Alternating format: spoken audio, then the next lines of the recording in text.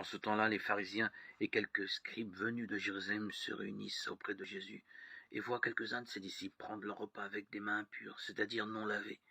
Les pharisiens, en effet, comme tous les juifs, se lavent toujours soigneusement les mains avant de manger par attachement à la tradition des anciens. Et au retour du marché, ils ne mangent pas avant de s'être aspergés d'eau, et ils sont attachés encore, par tradition, à beaucoup d'autres pratiques, lavage des coupes, de carafes et de plats. Alors les pharisiens et les scribes demandèrent à Jésus, pourquoi tes disciples ne suivent-ils pas la tradition des anciens? Ils prennent leur repas avec des mains impures. Jésus leur répondit, Isaïe a bien prophétisé à votre sujet hypocrite, ainsi qu'il est écrit, ce peuple m'honore des lèvres, mais son cœur est loin de moi. C'est enfin qu'ils me rendent un culte. Les doctrines qu'ils enseignent ne sont que des préceptes humains. Vous aussi, vous laissez de côté le commandement de Dieu pour vous attacher à la tradition des hommes.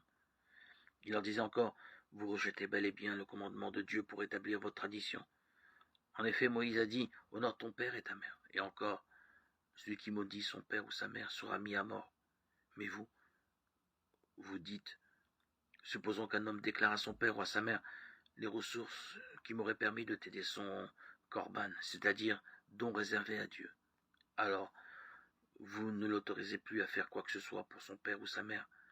Vous annulez ainsi la parole de Dieu par la tradition que vous transmettez. Et vous faites beaucoup de choses du même genre. Évangile selon saint Marc, chapitre 7, 1, 13. Ce que Dieu attend de nous, c'est l'adhésion du cœur, pas un formalisme ostentatoire.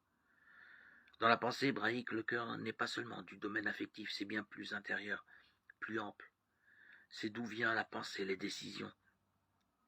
On dit du sage et intelligent roi Salomon que Dieu lui avait donné un cœur ouvert, comme la plage au bord de la mer. Ce qui importe, c'est ce que nous pensons et décidons avec le cœur, c'est-à-dire depuis le plus profond de notre être.